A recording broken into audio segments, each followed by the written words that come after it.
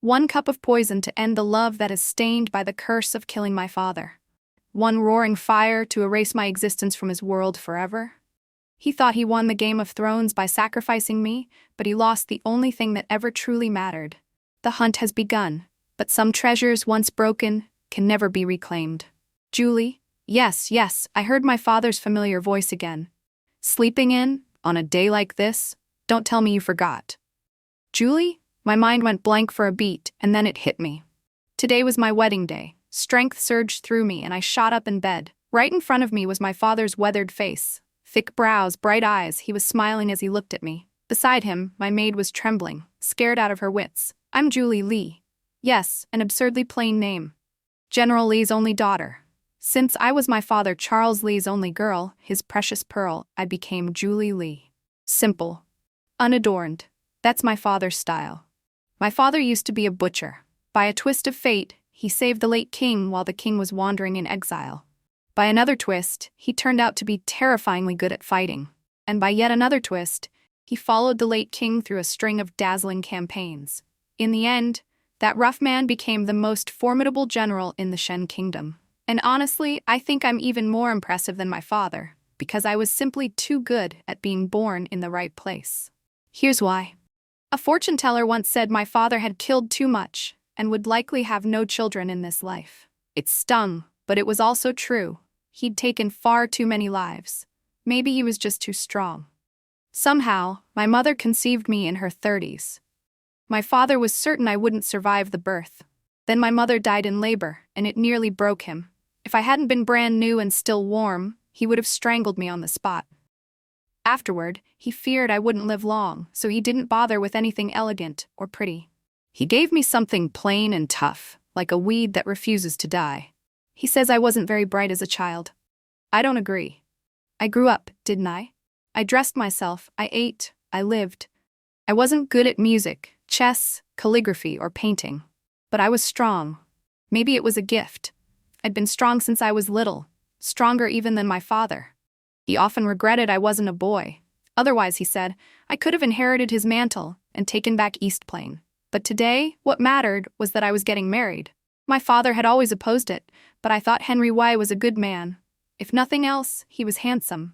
I'd never seen anyone more beautiful than Henry Y. Or maybe love really does make you blind. Henry Y was Duke Y's heir, in other words, the next Duke Y. To put it even more plainly, he was King Arthur's cousin. He was good-looking, and his family was powerful. That's why the noble girls still can't understand how such a fine flower ended up stuck in a lump of manure like me. Well, compared to those breathtaking beauties, maybe I am manure. What can I do? My father was a butcher, my mother was ordinary. I can't fight the heavens.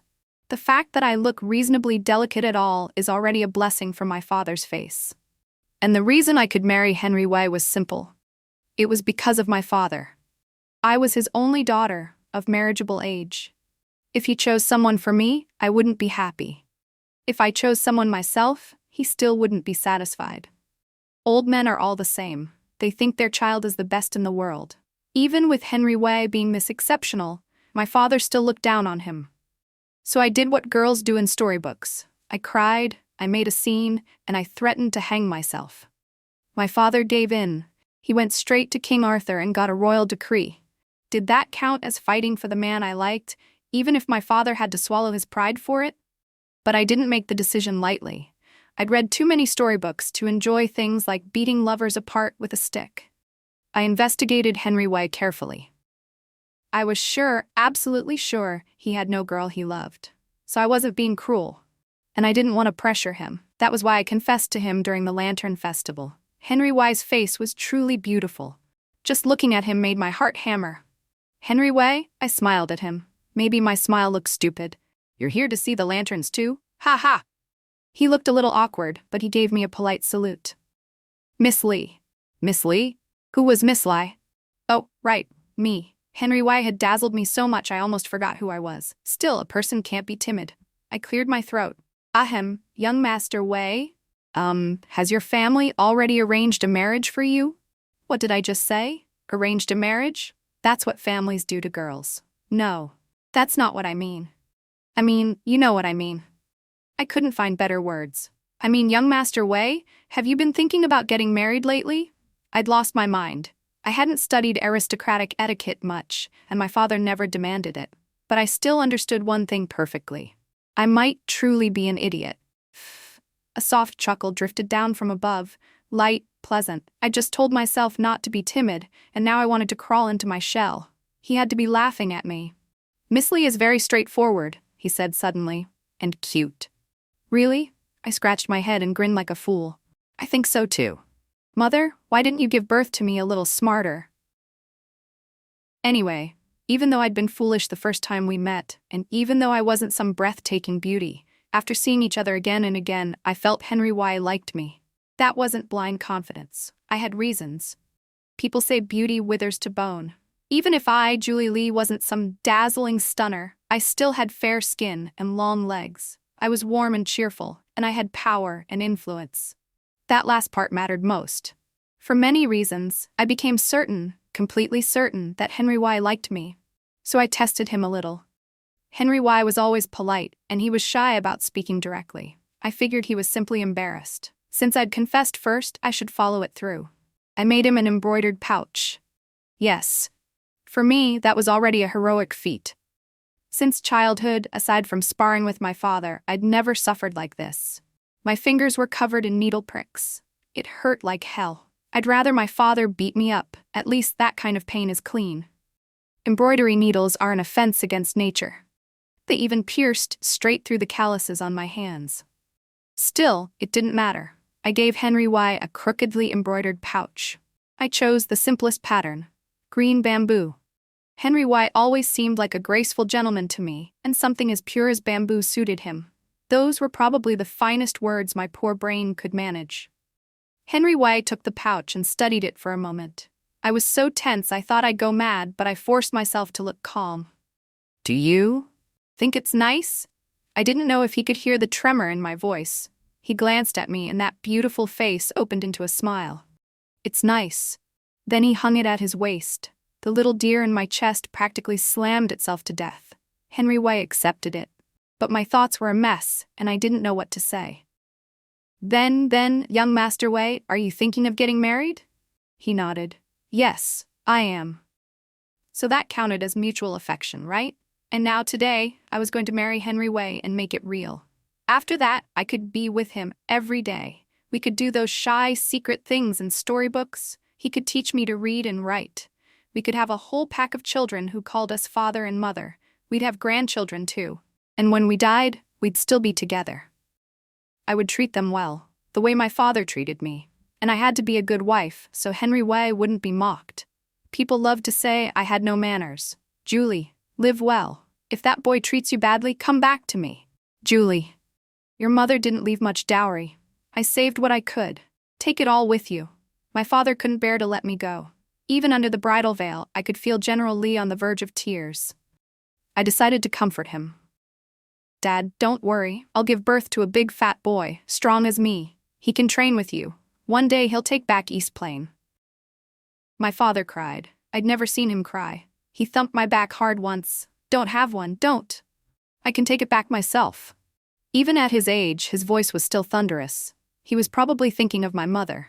But I was going to give Henry Wei several children. Unfortunately, I'd prepared myself for everything. I was only waiting for Henry Wei to lift my veil and see my most beautiful face. And he fell asleep. Did these guests have no sense at all? They knew he had important business tonight, and they still got him drunk? I stared at Henry Wei's pale, clean face for a long time and thought, forget it. I'm generous. I won't argue. At least he knew to come back and sleep beside me. The next day, Henry Wei apologized. He said he'd been so happy about the marriage that he drank too much and lost control.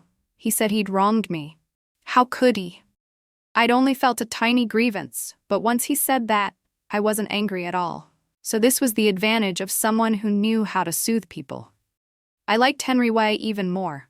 But there was another problem. I realized Henry Wei's mother and sister didn't like me. They looked at me with disgust.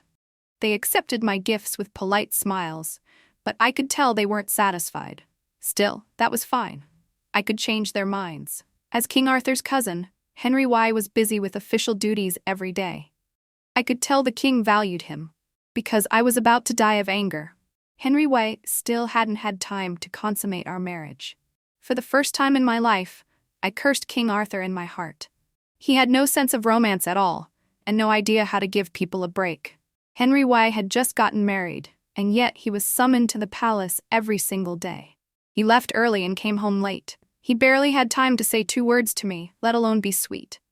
Every day began the same way. I rose early and checked the accounts. I went to pay respects. I exchanged pleasantries with my mother-in-law and sister-in-law, though they weren't really pleasant. Everything they said was just a fancy way of calling me stupid. I endured it. Then I prepared Henry Wei's dinner and saw him off to bed. Day after day, like clockwork, I decided to change things. I couldn't just sit and rot. I'd heard that if this wasn't resolved, it could turn into a serious problem between husband and wife. Based on years of reading storybooks, since Henry Wei was the quiet type, I had to do the opposite. I was good at setting the mood. First, I needed to learn to cook. People say if you want to win a man's heart, you first have to win his stomach. I invited the best cook in the capital city, Clara Zhang, and decided to train seriously. Clara Zhang looked ordinary, but her skills were anything but. When she saw me, she seemed surprised. Later I learned why. People in the capital city all said I'd relied on my father's power to force Henry Wei to marry me, so he had no choice but to give himself to me. What nonsense. I was at least fairly pretty. They made me sound like some kind of demon, when it was clearly mutual affection. I would master cooking and wash away the humiliation. The result proved I'd inherited my father's fine genes. In the kitchen, I fought like I was at war. After exhausting myself to finally produce 1 plate of stir-fried greens, the kitchen looked like a battlefield. I couldn't help it. When I did something unfamiliar, I couldn't control my strength. One wrong move, and something snapped, something cracked, something broke. "Oh," my sister-in-law, Chloe Wei, drawled. "Julie Li, what are you messing around with?" She looked at my stir-fried greens with open contempt and curled her lip. "That thing, are you planning to feed it to Henry Wei?" I knew she'd never liked me, but I was already worn out, and my look wasn't exactly friendly. Chloe Wei seemed to notice. She suddenly smiled, sweet as syrup. "Take your time, sister-in-law. You'll learn." Was she afraid I'd hit her? Good. At least she knew how to read a room. I nodded, carried my stir-fried greens, and went to set the table. Henry Wei stared at the lavish dinner I'd made tonight. At last, a hint of confusion flickered across his gentle face. I smiled, foolish and pleased. "Husband, I made this myself. Try it and tell me how it tastes." He nodded and gave me a tender smile, then took a bite. I knew at once it was awful. On Henry Wei's face, usually so composed, veins stood out at his temples. Cold sweat even beaded on his forehead. Still, he cleared his throat. "Not bad." I was wrong. I never should have tried cooking. Seeing him force it down made my heart ache, but I'd never been good at swallowing my feelings. "Husband, don't you think you've been a little cold to me lately?" I asked. Henry Wei looked up and met my eyes, his gaze gentle as water. "I'm only not used to it yet. Don't overthink it." So now that secret flirting could happen out in the open, he didn't like it anymore. My husband Henry Wei was that kind of man? A scoundrel? My husband? He saw the disbelief in my eyes and realized I'd misunderstood again. "Stay home and rest," he said. "I've been busy lately. I haven't been able to give you enough attention." He drew me into his arms and kept soothing me. "There's a lot going on at court. The king and I have also been discussing East Plain. The king hasn't been on the throne long. He wants to recover East Plain to establish his authority. As one of his close ministers, I can't hold him back." I hadn't expected something so serious. And I couldn't hold Henry Wei back. That was what a good wife was supposed to do. So the days passed, quiet and flat, until I finally heard King Arthur had begun inspecting the new army. During that time, I also came to understand Duke Wei's household better. Henry Wei wasn't my mother-in-law's biological son. The Duke's eldest legitimate son had died young, and only then was Henry Wei given to my mother-in-law to raise. But she'd always believed Henry Wei had brought misfortune, had killed her son. My father-in-law's authority kept her from saying it outside the household, but she still hated Henry Wei. And because of him, she hated me too. My sister-in-law, Chloe Wei, mocked me every day. "Julie Li, what do you think you married? Henry Wei is just good at acting. Look at you, so stupid, always giving him things. He doesn't really like you, he's using you. He wants to look good in front of the king. Your father controls the military. I had nothing to say. Even if he liked my family background, that still meant he liked me. So what? When your father gets old and can't fight anymore, he'll despise you. She was begging to be hit, wasn't she? Then Chloe Wei flushed, as if she'd been waiting for this chance. Henry Wei has liked the girl next door from the Meng household since he was little, Luna Meng. He'd sneak over every few days just to look at her. Out of everything she said, only that sentence snagged in my mind. My first instinct was not to believe it, but I couldn't stop myself from being curious. So I decided to go see who this Luna Meng really was. The eldest Miss Meng next door truly did seem like a sheltered young lady who never stepped outside. There was no mystery. I watched for nearly a week, and she didn't leave her home once. I didn't even get a glimpse of what she looked like. But that wasn't the point. The point was that Henry Wei had been even colder to me lately. I began to suspect Henry Wei had someone else. Since getting married, I'd rarely gone out, trying to be a proper wife, a proper mistress of the household. I paid little attention to new gossip. Every day I was busy. But while I was asking around about Miss Meng next door, I also heard that Henry Wei had been receiving Princess Aurora from a neighboring country. The princess was stunning, and her status was high. All of Capital City was whispering that Henry Wei would form a marriage alliance with her. I was speechless. A princess couldn't possibly become a concubine. And we'd only been married for a year. Was our marriage already cracking apart? I turned it over in my mind again and again. I should have trusted Henry Wei. But lately his behavior had been too unbearable, so I chose to trust myself. I set my little maid Lily to investigate. She'd had a gift for this sort of thing since she was small. Not long after, Henry Wei came back. For once he brought me a gift, a lantern he'd made with his own hands. When I first met you, Julie, I wanted to give you this. His eyes were deep and tender. If Lily hadn't told me what she'd found out, I might have believed him.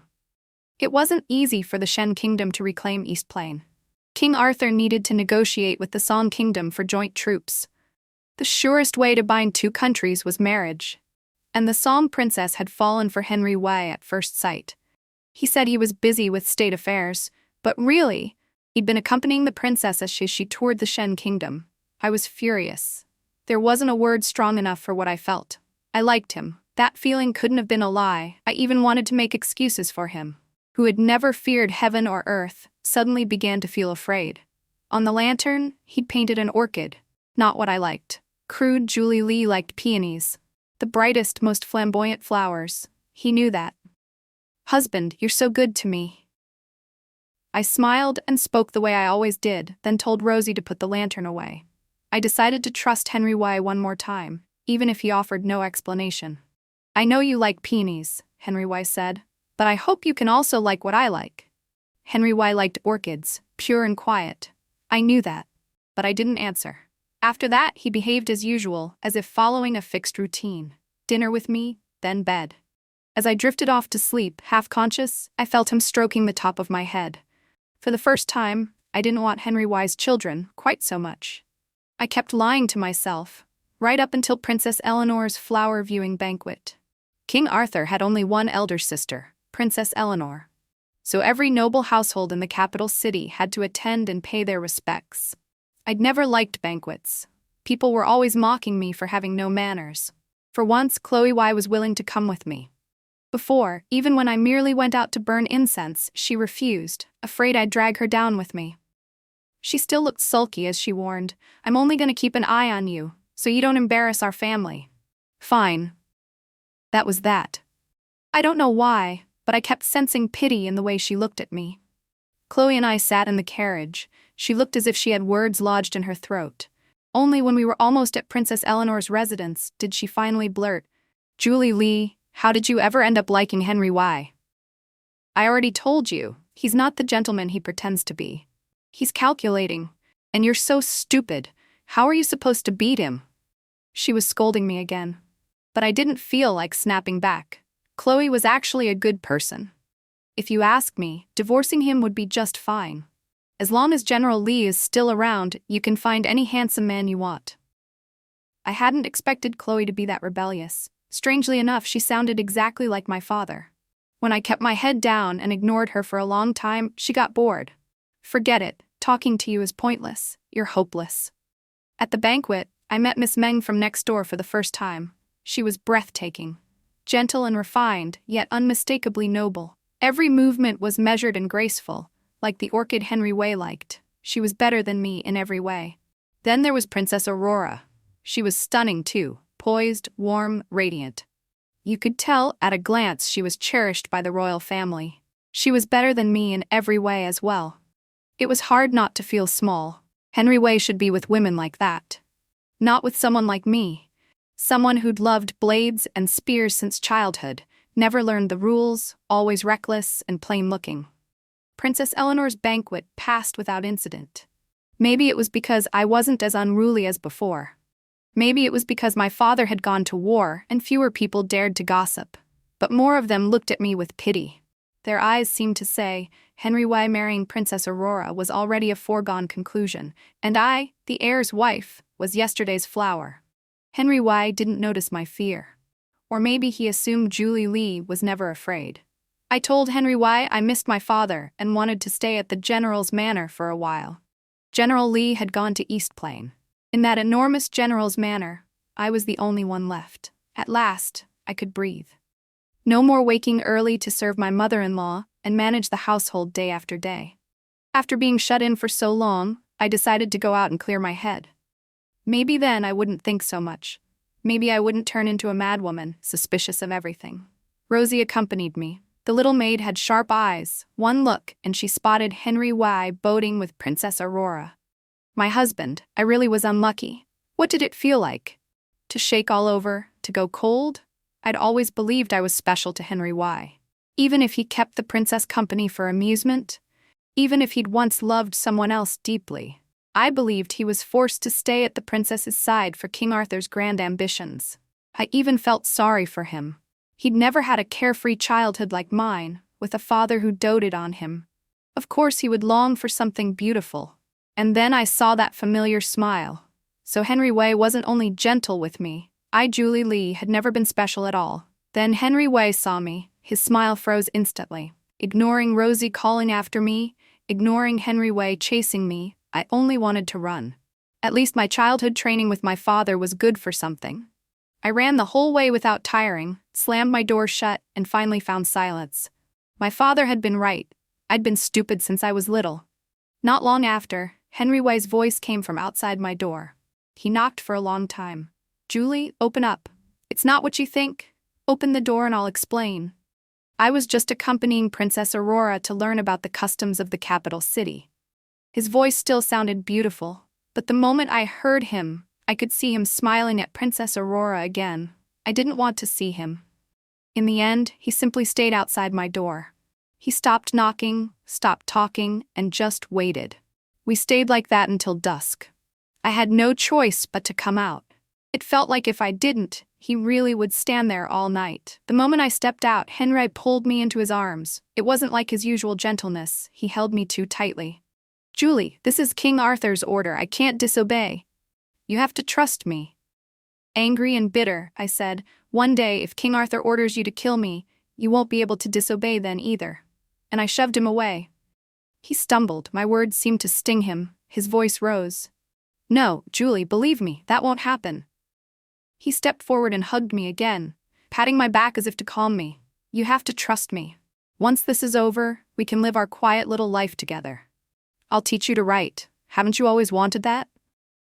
His words were like opium, slowly eating away at my strength. My hands fell to my sides, no longer trying to push him away. Julie, Henry Wei whispered at my ear, let's have a child. I only half believed Henry Wei. But from that day on, he did start taking care of me, attentive to every detail. If news of my father's death hadn't come, I might have thought my life was finally turning around. My father went to war in East Plain. He died before he even reached the battlefield, assassinated by Wu Kingdom. By the time the scouts' report reached the capital city, my father's coffin was already on its way back. For the first time, I hated my strong body. I didn't faint. I didn't collapse. My mind just went blank. I couldn't cry. I didn't want to move. I only knelt before his spirit tablet. Beside me, uncles who'd shared life and death with him tried to comfort me. In the end, they could only sigh and leave. They all lamented it. General Lee had fought his whole life, yet he didn't die on the battlefield. The East Plain lands he'd dreamed of reclaiming for a lifetime, he never took them back, and in the end, fate wouldn't even grant him that. Henry Wise stayed with me. He helped receive mourners because I was like a block of wood, motionless in front of my father's coffin. Julie, don't make yourself sick with grief. I'll avenge father, Henry Y murmured. Go, I said. I want to be alone for a while. Henry Y studied me for a moment. In the end, he nodded and left. Everyone said I had no manners, didn't know music or chess or painting. They said my father had gained immense wealth and still didn't know how to raise a child. But I'd always been grateful to have a father like General Lee. Daughter or son, he never tried to restrain me. If I wanted blades and spears and hated books, if I preferred tactics and battle formations like men did, he never opposed me. Even when I caused trouble and made him lose face again and again, he would still swallow his pride and apologize for me. That rough, broad-shouldered General Lee had been my shelter all my life. And now he lay here. He would never speak to me again, never laugh with me again. He couldn't even hit me anymore. They all said he was assassinated. I didn't believe it.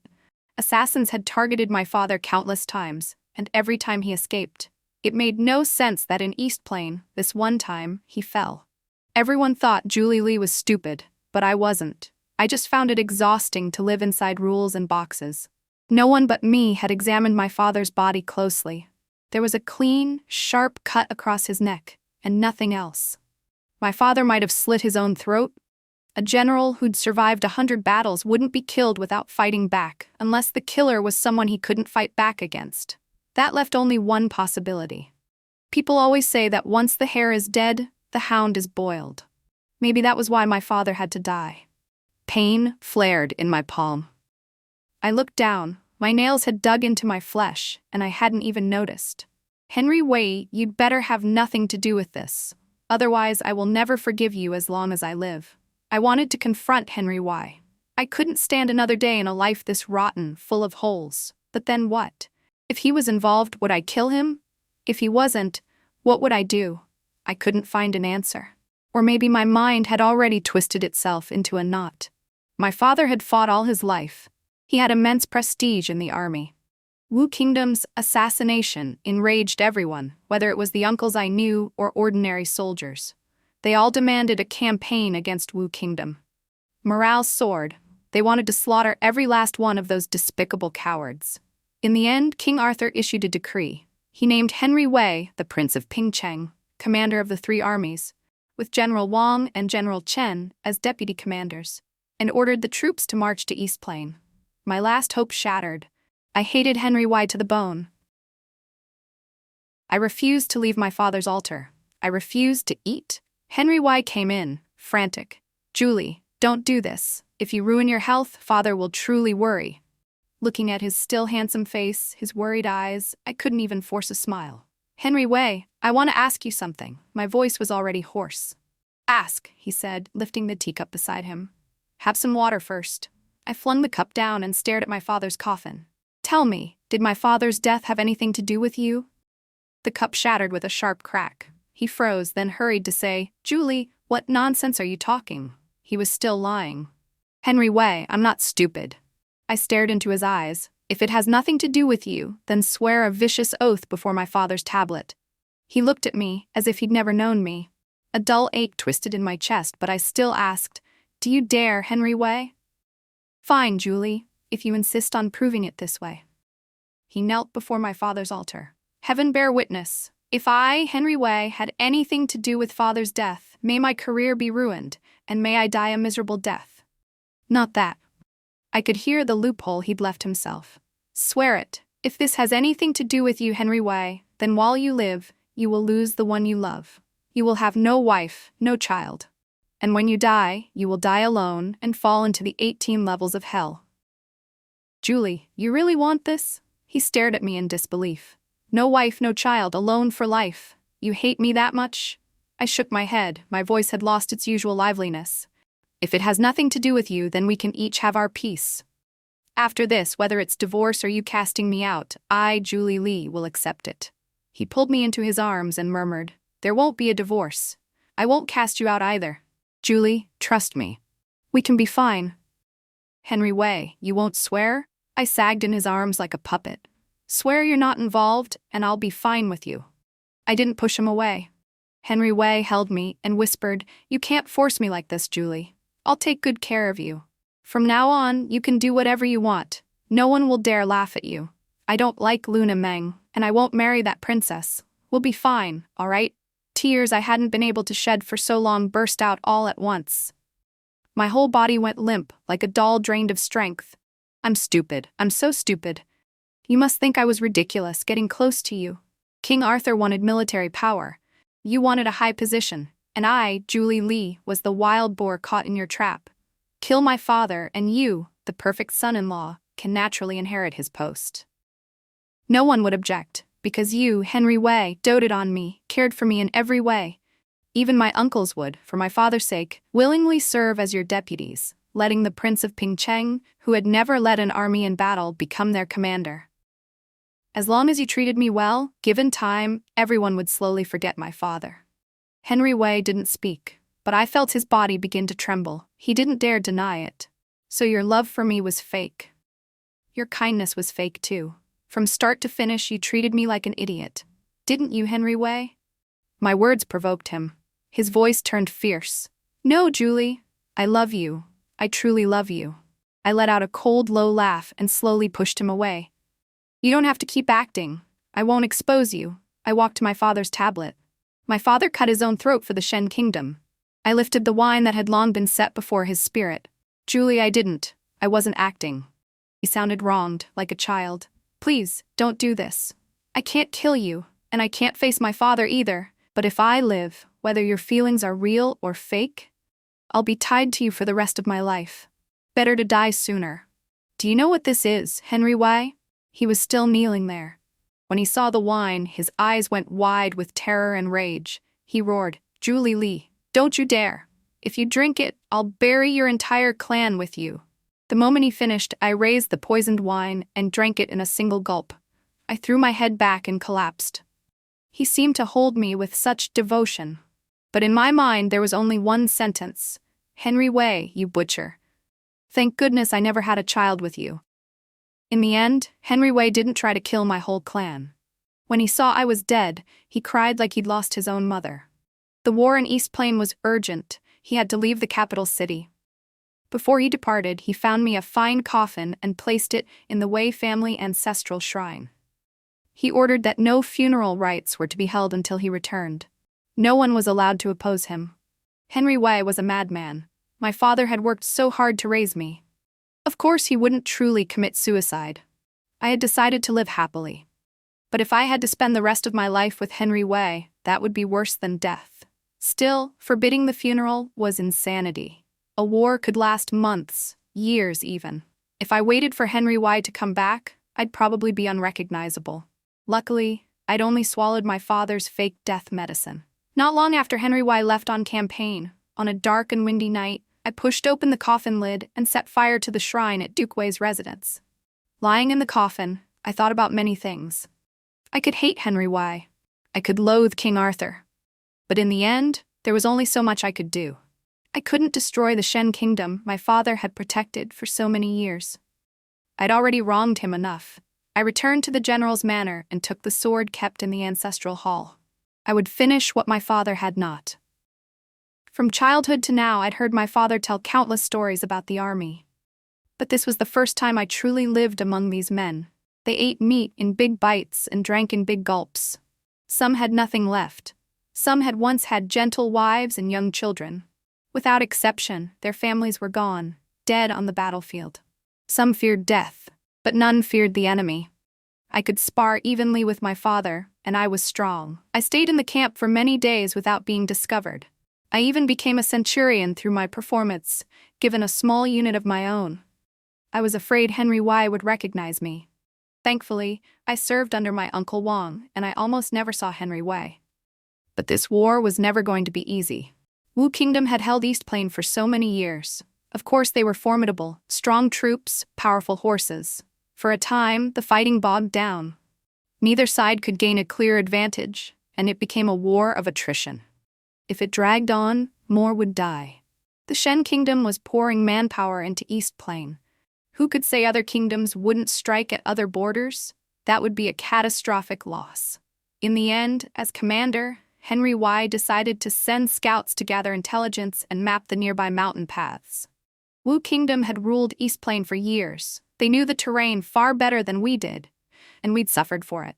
Sending a small team to scout first was the safest choice. In camp competitions, I often took first, and when it mattered, I could be clever too. In the end, the task fell to me. East Plain's mountain roads were steep. At night, it was pitch black. You couldn't even see your own hand. I led the men forward by feel. After hours, we finally slipped past Wu patrols and reached a ridge. Ahead, we spotted a Wu camp lit with lanterns. Faintly, we could even hear music and laughter. But after careful observation, we realized there weren't many guards. "Boss," said a dark-skinned brother beside me. "They brought singers and dancers to war?" "Boss, look, grain," said the shorter one. In the valley lay Wu's grain reserves. There was a lot, more than half their supplies. We'd stumbled onto a stroke of luck. "Benny, Cody, you two take 2 teams. Get up to the ridge and light fires. Make sure our camp can see them." 3 fires. Once they're lit, retreat fast.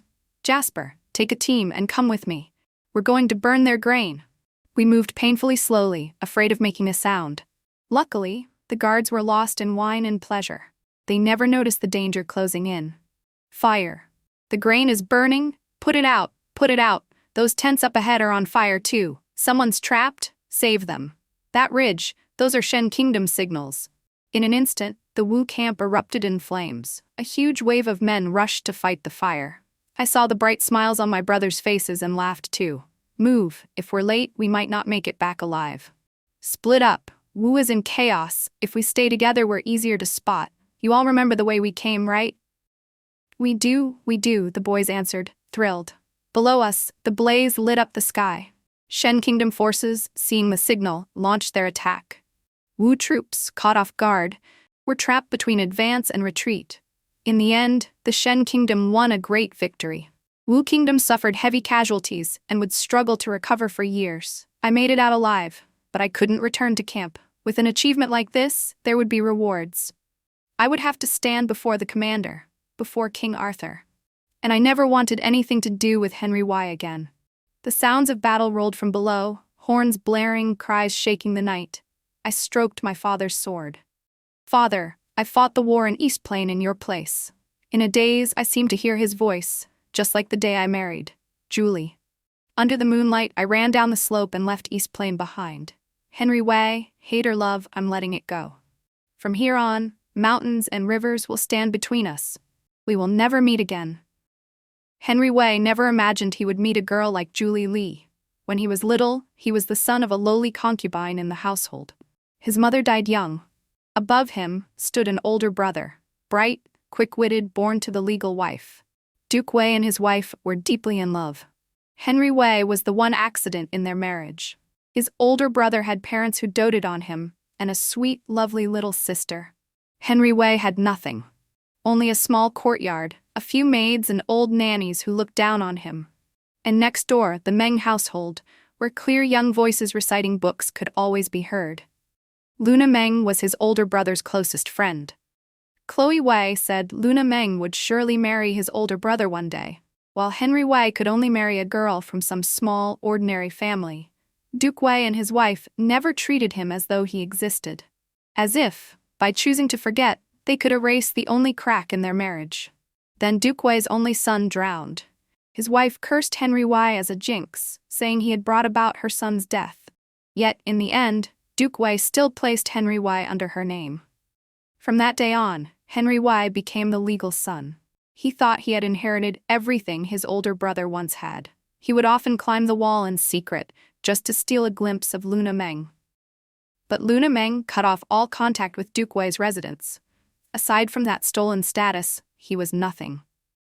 Henry Wei wanted to prove himself. He wanted to outshine his older brother, to be better, to be exceptional. He followed Prince Theodore, plotting step by step, until he finally set foot on this path. When Prince Theodore ascended the throne, Henry Wei rose with him. King Arthur had grand ambitions. Henry Wei became his most trusted strategist. General Li was a veteran of 2 reigns. He had followed the late king into battle across the land, and he held immense prestige in the army. Even if General Li had no intention of rebelling, the soldiers' loyalty did not place King Arthur first. Simply possessing something precious could become a crime. After a lifetime of war, General Li had only one weakness: his only daughter, Julie Li. Henry Wei heard the girl was not very clever and did not understand etiquette. Still, he had to scheme. He just didn't expect it to be so easy. The sheltered young girl trusted him with barely a second thought. She offered him her sincere heart, holding it out right in front of him. He had never seen a girl like her. She dared to say she liked him.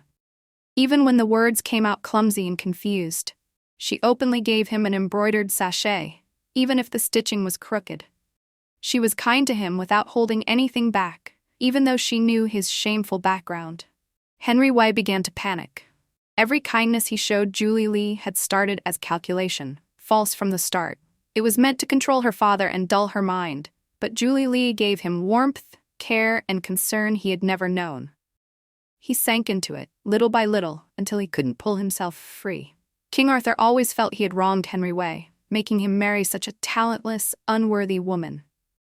When he had Henry Wei receive Princess Aurora, it was meant as compensation. But Henry Wei felt only fear and guilt. He was afraid Julie Li would find out. In the end, he still gave in, for his future, his ambitions, and that scrap of luck he kept hoping for. He couldn't control himself. The guilt inside him made him treat Julie Li even better, until the day General Li, before leaving on campaign, summoned his false-hearted son-in-law. He warned Henry Wei again and again to treat his daughter well, or he would not rest in peace. After years in office, General Li had long known what King Arthur planned. Rather than die under the blade of the Shen Kingdom, he would slit his own throat and keep his dignity. Henry Wei thought he had everything planned. His father-in-law's death, no matter what, Julie Li would never suspect him. If things went on like this, if he kept it hidden, she would never know for the rest of her life. And he would be good to her. He would. He just didn't expect that Julie Li's foolishness wasn't that she couldn't think, it was that she didn't want to. Faced with her tearful accusations, Henry Wei felt, for the first time, a fear so intense it was like dying. He had never felt it even when his life hung by a thread. And yet he couldn't answer a single word. When he saw Julie Li drink the cup of poisoned wine, a pain tore through him. She didn't want to hear even one explanation. She had already sentenced him to death. He crawled to her and held her, feeling only the warmth in his hands fading, little by little. Henry Wei sobbed until he could barely breathe. He kept shaking Julie Li's limp body, desperate to ask her, could they just forget it? From now on, could they live well? He would treat her well, truly well. She could have anything she wanted. Wouldn't that be enough? They could have 2 children and live peacefully for a lifetime. Wouldn't that be enough? But no one could answer him anymore. The campaign to East Plain was urgent. Henry Wei couldn't afford to delay even a moment. Ignoring everyone's pleas, he insisted on placing Julie Li's coffin in the Wei family ancestral shrine. He wanted to wait until he returned. Then he would find a great monk and beg for a next life. In just 3 months, someone earned tremendous merit. The lost lands of East Plain were finally reclaimed. For a time, Henry Wei became the unquestioned king of Pingcheng.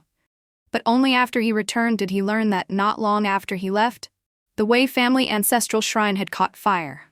It burned until nothing remained but ash. He hated and raged. He hated that Julie Li didn't leave even her body for him.